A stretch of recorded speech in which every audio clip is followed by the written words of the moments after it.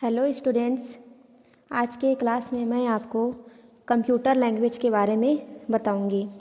Computer language क्या होता है, तो आइए देखते हैं इंट्रोडक्शन। हर देश या राज्य की अपनी अपनी भाषा होती है और इसी भाषा के कारण लोग एक दूसरे की बातों को समझ पाते हैं। उसी प्रकार से कंप्यूटर की भी अपनी एक भाषा होती है जिसे कंप्यूटर समझता है और गणनाएं करता है और परिणाम देता है।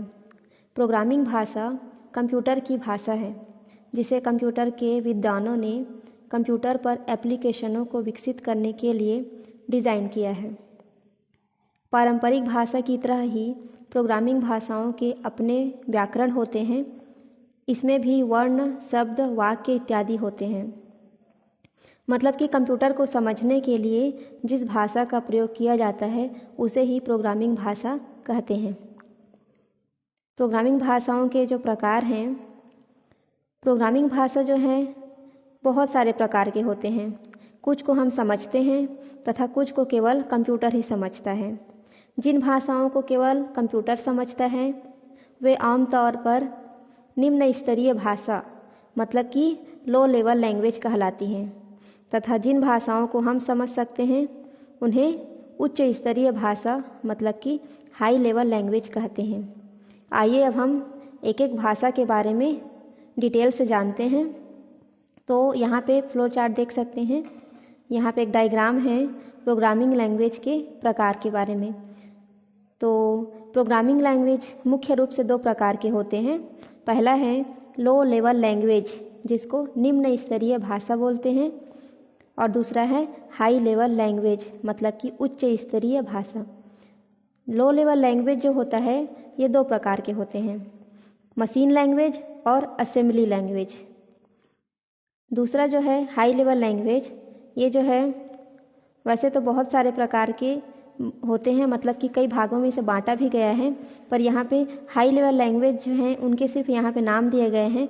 कोबूल, फोर्ट्रान, C++, जावा, विजुअल बेसिक, पास्कल, ये सब जो है हाई लेवल लैंग्वेज हैं। अब मैं आपको एक और डायग्राम दिखाती हूँ। इस डायग्राम में प्रोग्रामिंग लैंग्वेज को इस प्रकार से बांटा गया है। यहाँ देख सकते हैं लो लेवल लैंग्वेज और हाई लेवल लैंग्वेज।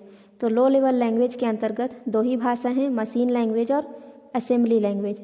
और हाई लेवल लैंग्वेज के अंतर्गत तीन भागों में बांटा गया है, third generation language, fourth generation language और फिफ्थ जनरेशन लैंग्वेज। ये अलग अलग जनरेशन के लैंग्वेज इसलिए कहा जा रहा है क्योंकि इन्हीं जनरेशन में ही अलग अलग लैंग्वेज का विकास किया गया था।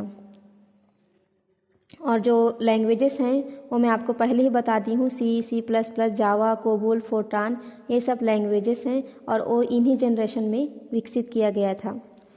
चलिए अब हम जान लेते हैं निम्न स्तरीय भाषा मतलब कि लो लेवल लैंग्वेज के बारे में। तो वह भाषाएं जो अपने संकेतों को मशीन संकेतों में बदलने के लिए किसी भी ट्रांसलेटर को सम्मिलित नहीं करती, उसे निम्न स्तरीय भाषा कहते हैं। मतलब कि कंप्यूटर जो है मशीन भाषा को ही समझता है, इसलिए लो लेवल लैंग्वेज को अलग से उसको किसी ट्रांसलेटर मतलब उसको बदलने की आवश्यकता नहीं पड़ती है, वो ऑटोमेटिक मशीन लैंग्वेज को ही समझता है। अर्थात निम्न स्तरीय भाषा के जो कोड होते हैं वो किसी तरह से ट्रांसलेट करने की आवश्यकता नहीं होती है। मतलब कि इसका जो कोड होता है 0 तथा 1 मतलब कि बाइनरी कोड के रूप में रहता है, तो इसे बदलने की आवश्यकता नहीं होती है क्योंकि कंप्यूटर इसी भाषा को ही समझता है। तो मशीन भाषा तथा असेंबली भाषा, इस भाषा के दो उदाहरण हैं। जो हमारा लो लेवल लैंग्वेज है उसके दो प्रकार हैं, मशीन और असेंबली। लेकिन जो इनका उपयोग है प्रोग्राम में करना बहुत ही कठिन है। इसका उपयोग करने के लिए कंप्यूटर के हार्डवेयर के विषय में गहरी जानकारी होना आवश्यक है। यह बहुत ही समय लेता है और त्रुटियों की संभावना अत्यधिक होती है। इनका जो है एग्जीक्यूशन उच्च स्तरीय भाषा मतलब कि हाई लेवल लैंग्वेज से तेज होता है। ये दो प्रकार की होती हैं। पहला है मशीन भाषा मतलब कि मशीन लैंग्वेज, दूसरा है असेंबली भाषा मतलब कि असेंबली लैंग्वेज। तो ये जो है बहुत ही जल्दी आसानी से क्रियान्वित हो जाती हैं ये निम्न स्तरीय भाषाएं। चलिए अब हम एक एक भाषा के बारे में जानते हैं। सबसे पहले मशीन भाषा। मशीन लैंग्वेज जो होता है, कंप्यूटर प्रणाली सिर्फ अंकों के संकेतों को समझता है जो कि बाइनरी 0 तथा 1 के रूप में होता है। अतः कंप्यूटर को निर्देश सिर्फ बाइनरी कोड 0 या 1 में ही दिया जाता है। मतलब जितने भी कमांड दिए जाते हैं कंप्यूटर में वो सारे के सारे कमांड 0 तथा 1 के रूप में ही होते हैं। और जो निर्देश बाइनरी कोड में देते हैं उन्हें मशीन भाषा कहते हैं। और यही जो निर्देश होते हैं 0 1 के रूप में बाइनरी कोड के रूप में दिए जाते हैं उन्हें ही मशीन भाषा कहा जाता है। मशीन भाषा मशीन के लिए सरल होती है और प्रोग्रामर के लिए कठिन होती है। क्योंकि ये 0 1 के रूप में होते हैं इसलिए प्रोग्रामर के लिए ये भाषा कठिन हो जाती है। मशीन भाषा प्रोग्राम का रख रखाव भी बहुत कठिन होता है। ये जो मशीन भाषा होते हैं इनके प्रोग्रामों को मतलब सुरक्षित रखना बहुत ही कठिन होता है। मतलब बहुत ही आसानी से नहीं रख सकते इसे, क्योंकि इसमें त्रुटियां की संभावना अधिक हो जाती हैं। मशीन लैंग्वेज प्रत्येक कंप्यूटर सिस्टम पर अलग अलग कार्य करती हैं। ये जो मशीन लैंग्वेज होते हैं अलग अलग कंप्यूटर सिस्टम पर अलग अलग तरीके से कार्य करती हैं, इसलिए एक कंप्यूटर के कोड दूसरे कंप्यूटर पर नहीं चल सकती। मतलब कि अगर एक कंप्यूटर में आप किसी कमांड को ओपन करने के लिए दोगे तो वही कमांड दूसरे कंप्यूटर के लिए दूसरा ही होगा। चलिए ये तो रहा मशीन भाषा। अब हम जान लेते हैं असेंबली भाषा के बारे में। असेंबली भाषा जो होता है ये भी लो लेवल लैंग्वेज होता है। तो असेंबली भाषा में जो निर्देश होते हैं, कमांड होते हैं, वो अंग्रेजी के शब्दों के रूप में दिए जाते हैं, जैसे कि NOV, ADD, SUB आदि। इसे न्यूमोनिक कोड कहते हैं। मतलब कि जब मशीन भाषा था तो उस टाइम 01 के रूप में ही कोड दिए जाते थे, लेकिन जब असेंबली भाषा आया तो उस टाइम पे 01 के रूप में ना दे करके उसको शब्दों के रूप में, मतलब कि अंग्रेजी के शब्दों के रूप में दिया जाने लगा। मशीन भाषा की तुलना में असेंबली भाषा को समझना सरल होता है। लेकिन जैसा कि हम जानते हैं कंप्यूटर एक इलेक्ट्रॉनिक डिवाइस है और यह सिर्फ बाइनरी कोड को ही समझता है। इसलिए जो प्रोग्राम असेंबली भाषा में लिखा होता है, मतलब कि 01 के रूप में कंप्यूटर उसे पहले बदलता है, उसे मशीन स्तरीय भाषा मतलब कि अपने लैंग्वेज में बदलता है। मतलब कि आप जो देंगे वो असेंबली भाषा में कोड लिखेंगे, लेकिन जब उसको मशीन पढ़ेगा तो उसको पहले निम्न स्तरीय भाषा मतलब कि मशीन लैंग्वेज में पहले अनुवाद करेगा उसका। उसके बाद आपको जब आउटपुट देगा तो वापस से आपको असेंबली लैंग्वेज के रूप में आउटपुट प्रदान करेगा। ऐसा ट्रांसलेटर जो असेंबली भाषा को मशीन भाषा में बदल देता है उसे ही असेंबलर भी कहते हैं। चलिए अब हम जान लेते हैं उच्च स्तरीय भाषा, हाई लेवल लैंग्वेज। उच्च स्तरीय भाषा, हाई लेवल लैंग्वेज सुविधाजनक होने के लक्षणों को ध्यान में रखकर बनाया गया है। इसका अर्थ यह है कि ये भाषा मशीन पर निर्भर करती है तथा भाषा अंग्रेजी भाषा के कोड जैसी होती है, इसलिए इसे कोड करना या समझना सरल हो जाता है। इसके लिए एक ट्रांसलेटर की आवश्यकता होती है जो उच्च स्तरीय भाषा के प्रोग्राम को मशीन कोड में ट्रांसलेट करता है। इसके उदाहरण हैं फोर्ट्रान, बेसिक, कोबूल, पास्कल, C++, जावा, विजुअल बेसिक .NET, HTML, सन स्टूडियो आदि इस श्रेणी की भाषा है। इसे 2 जनरेशन में बांटा गया है। किसी बुक में इसे 3 जनरेशन में भी बांटा गया है, तो 3 जनरेशन ही मान लेते हैं। पहला है 3rd generation language, 4th generation language और 5th जनरेशन लैंग्वेज। तो ये सारे जो भाषा होते हैं इनको अलग अलग जनरेशन में डिवाइड किया गया है। चलिए अब हम एक एक भाषा के बारे में डिटेल से जानते हैं। यहाँ पर मैं आपको बता देती हूँ, हाई लेवल लैंग्वेज को मशीन लैंग्वेज में बदलने के लिए ट्रांसलेटर की आवश्यकता पड़ती है और ये ट्रांसलेटर कंपाइलर हो सकता है या इंटरप्रेटर हो सकता है, इसके द्वारा भाषा को चेंज किया जाता है।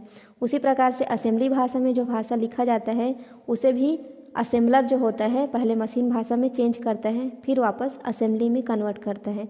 मतलब कि असेंबली भाषा, हाई लेवल लैंग्वेज, इन सभी के लिए ट्रांसलेटर की आवश्यकता पड़ती है, जबकि मशीन लैंग्वेज के लिए कोई ट्रांसलेटर की आवश्यकता नहीं पड़ती, क्योंकि वो पहले से ही कंप्यूटर के समझने योग्य होता है। चलिए अब हम थर्ड जनरेशन लैंग्वेज के बारे में जान लेते हैं। तृतीय पीढ़ी की भाषा।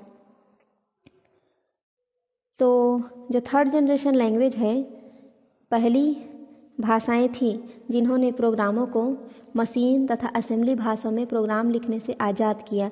मतलब कि पहले के जो प्रोग्रामर थे वो सिर्फ मशीन या असेंबली भाषा में ही प्रोग्राम लिखते थे, लेकिन जब थर्ड जनरेशन आया तब से जो है मशीन या असेंबली भाषा में लिखने की आवश्यकता नहीं पड़ी।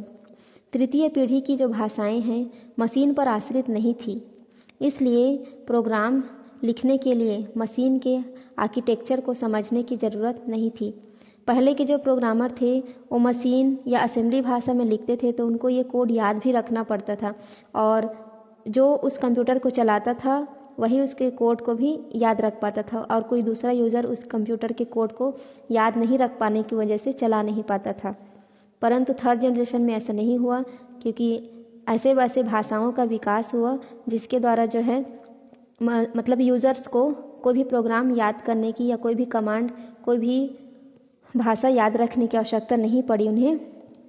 इसके अतिरिक्त प्रोग्राम जो होते हैं पोर्टेबल हो गए, मतलब आसान हो गए, जिस कारण प्रोग्राम को उनके कंपाइलर व इंटरप्रेटर के साथ एक कंप्यूटर से दूसरे कंप्यूटर में कॉपी किया जा सकता था। यहाँ पे कंपाइलर इंटरप्रेटर के बारे में मैं आपको पहले ही क्लास में बता चुकी हूँ। कंपाइलर क्या करता है, एक ही बार में हाई लेवल लैंग्वेज को लो लेवल लैंग्वेज में ट्रांसलेट कर देता है, मतलब कि बदल देता है। और इंटरप्रेटर भी वही कार्य करता है, हाई लेवल लैंग्वेज को लो लेवल लैंग्वेज में बदल देता है, परंतु इंटरप्रेटर जो है लाइन बाय लाइन करता है, मतलब कि एक एक लाइन को बदलता है। तो तृतीय पीढ़ी के जो कुछ अत्यधिक लोकप्रिय भाषा हैं उनमें हैं फोर्ट्रान, बेसिक, कोबूल, पास्कल, C++ आदि सम्मिलित हैं। आइए अब हम इन भाषाओं के बारे में डिटेल से जानते हैं। तो सबसे पहले फोर्ट्रान। फोर्ट्रान का जो पूरा नाम है, फार्मूला ट्रांसलेशन है, यहाँ पे थोड़ा गलत लिखा गया है, यहाँ पे P नहीं है, यहाँ पे T है, फार्मूला ट्रांसलेशन। इसका प्रयोग जटिल गणनाएं करने के लिए किया जाता है, इसलिए इसे वैज्ञानिक और इंजीनियरों द्वारा प्रयोग में लिखा जाता है। फोर्ट्रान का जो अत्यधिक प्रयोग होता है वैज्ञानिकी और इंजीनियरिंग के क्षेत्र में किया जाता है। इस भाषा का जो विकास है सन 1957 में IBM अमेरिका में जॉन बैसक द्वारा किया गया था। IBM का मतलब जानते होंगे, international business machine corporation. America में जो है वहाँ के जॉन बैकस द्वारा, यहाँ पे भी ना जॉन बैकस है, ये बैसक लिखा है, ये गलत है, इसको आप लोग अच्छे से सुधार कर लिख लीजिएगा, जॉन बैकस है ये। आगे देखेंगे एल्गोल। इसका जो पूरा नाम है एल्गोरिथमिक लैंग्वेज है। इसका आविष्कार मुख्यतः जटिल बीजगणितीय गणनाओं हेतु किया जाता है। इस भाषा में प्रयोग इंजीनियरिंग और वैज्ञानिकों द्वारा किया जाता है। ये भी जो है बीजगणितीय गणनाओं के लिए इसका प्रयोग किया जाता है, और इसका जो उपयोग है इंजीनियरिंग के क्षेत्र में और वैज्ञानिक के क्षेत्र में, दोनों में किया जाता है। इस भाषा का जो विकास है सन 1958 में international machine business corporation company के द्वारा किया गया था। आगे हम जानते हैं कोबूल के बारे में। इसका जो है पूरा नाम कॉमन बिजनेस ओरिएंटेड लैंग्वेज है। यहाँ पे स्पेलिंग मिस्टेक है, इसको आप लोग सुधार करके लिखेंगे। पूरा नाम जो है कॉमन बिजनेस ओरिएंटेड लैंग्वेज। इसका प्रयोग कॉमर्शियल एप्लीकेशन प्रोग्राम लिखने के प्रयोग में लिया जाता है। लोगो जो होता है इसका पूरा नाम है लॉजिक ओरिएंटेड लैंग्वेज। इस भाषा का प्रयोग बच्चों के लिए प्रयोग में किया गया है। लोगो जो होता है एक प्रकार का गेम खेलने वाला लैंग्वेज होता है, तो इसका प्रयोग अधिकतर बच्चे ही करते हैं। अगला है पास्कल। यहाँ पर पास्कल के भी स्पेलिंग में मिस्टेक है जी, तो आप लोग इसको भी सुधारेंगे। इसका स्पेलिंग है PASCAL।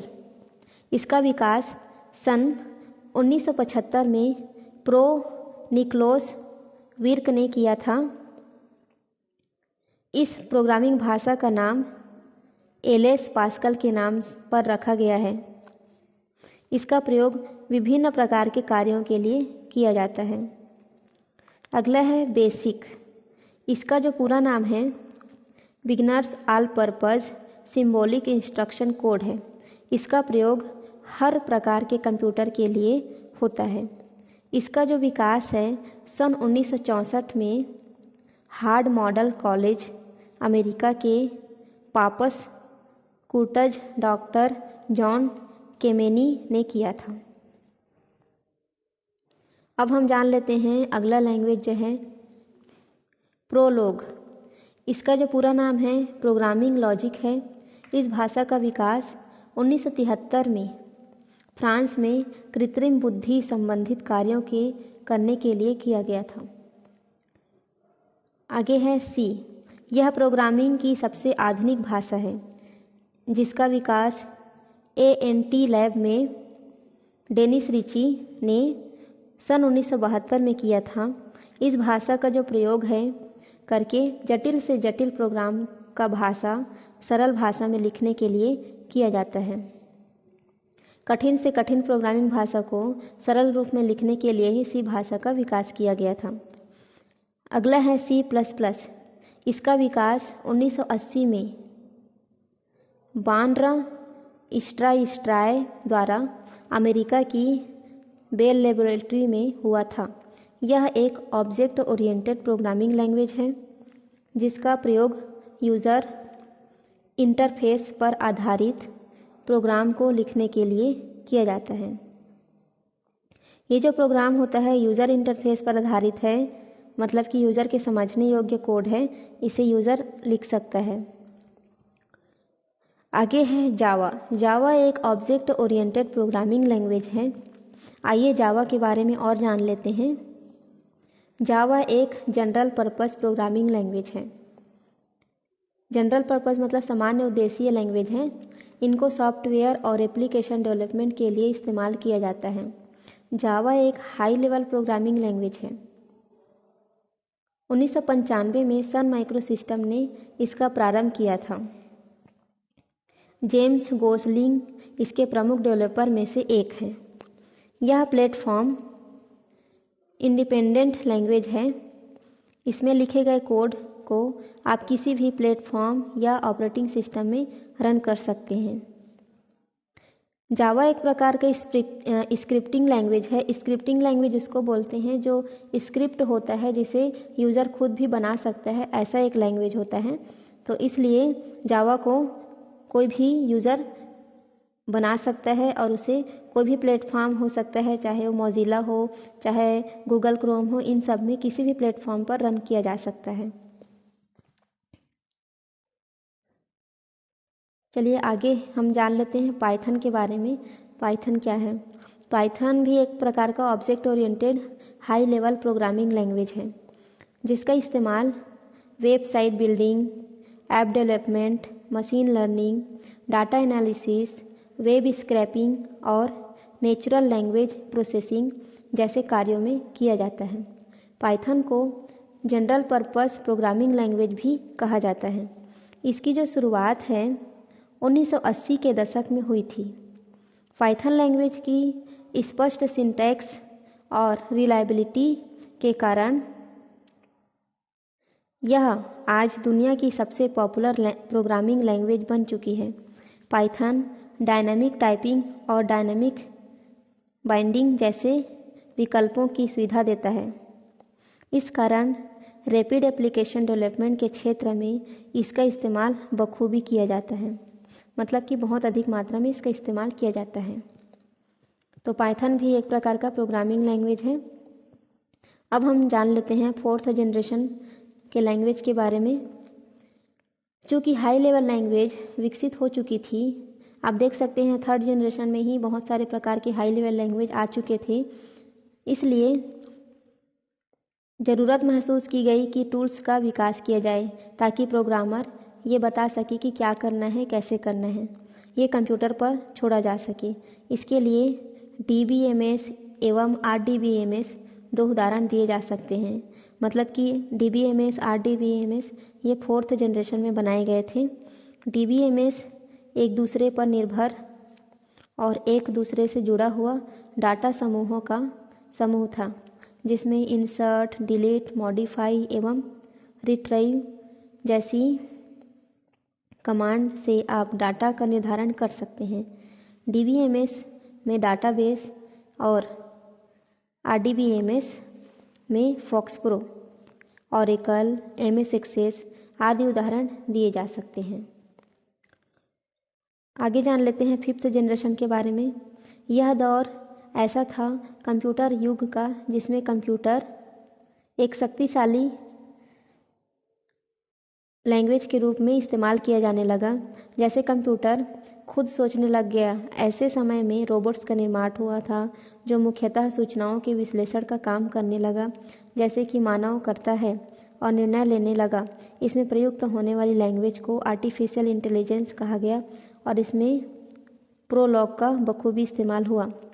तो फोर्थ जनरेशन और फिफ्थ जनरेशन में वही सारे लैंग्वेजेस जो थर्ड जनरेशन में थे, उन्हीं लैंग्वेजेस का इस्तेमाल किया गया था। आज का लैंग्वेज का क्लास यहीं पे समाप्त होता है। आप लोग नोट्स बनाते रहिए और स्टडी करते रहिए। Thank you. अच्छा, यहाँ पे मैं आप लोग को हाई लेवल लैंग्वेज के कुछ एडवांटेजेस हैं, फ़ायदे हैं, उनको बताना भूल गई थी, तो आइए हम इनको भी जान लेते हैं। तो हाई लेवल लैंग्वेज के एडवांटेजेस। यह लैंग्वेज मशीन के ऊपर निर्भर नहीं करती है। इसे कोई भी आसानी से समझ सकते हैं और सीख सकते हैं। इस लैंग्वेज के प्रोग्राम में कम एरर होते हैं। सॉफ्टवेयर बनाने के लिए इस लैंग्वेज का इस्तेमाल किया जाता है, जैसे कि C++, जावा, .NET, VB. इसमें लिखे गए सारे प्रोग्राम्स को आसानी से बदलाव और मेंटेनेंस कर सकते हैं। सॉफ्टवेयर कंपनी में हाई लेवल लैंग्वेज का ही इस्तेमाल किया जाता है। आगे है, हाई लेवल लैंग्वेज में लिखे गए सारे प्रोग्राम कंप्यूटर हार्डवेयर इंडिपेंडेंट हैं। अगला है, इसमें लिखे गए सारे प्रोग्राम किसी भी कंप्यूटर में एग्जीक्यूट हो सकते हैं। तो ये तो हाई लेवल लैंग्वेज के एडवांटेजेस हैं। इसके साथ ही साथ कुछ डिसएडवांटेजेस भी हैं, इनको भी जान लेते हैं। हाई लेवल लैंग्वेज के डिसएडवांटेजेस। इसका सबसे बड़ा डिसएडवांटेज ये है कि इस लैंग्वेज में लिखे गए सारे प्रोग्राम को मशीन लैंग्वेज में कन्वर्ट किया जाता है। मतलब कि जितने भी हाई लेवल लैंग्वेजेस में लिखते हैं वो सारे प्रोग्राम पहले मशीन लैंग्वेज में चेंज होते हैं, फिर मशीन लैंग्वेज को कंप्यूटर समझता है, फिर उसे उसका आंसर देता है, और जब वो उसको कन्वर्ट करता है तो वापस हमारे समझने योग्य मतलब हाई लेवल लैंग्वेज में बदल के हमें उसका उत्तर देता है। सेकंड है, सोर्स कोड को ऑब्जेक्ट कोड में ट्रांसलेट करने के बाद शायद ये कंप्यूटर सही तरह से एग्जीक्यूट हो भी सकता है या नहीं भी हो सकता है। ये भी एक प्रॉब्लम है कि सोर्स कोड को ऑब्जेक्ट कोड में बदलने के बाद कंप्यूटर एग्जीक्यूट होगा या नहीं होगा, ये भी थोड़ा दिक्कत वाला काम होता है। तो ये दो कंप्यूटर में हाई लेवल लैंग्वेजेस के डिसएडवांटेज हैं जिनकी संभावना होती भी है। चलिए, तो क्लास ख़त्म हुआ। आप लोग नोट्स बनाते रहिए। Thank you.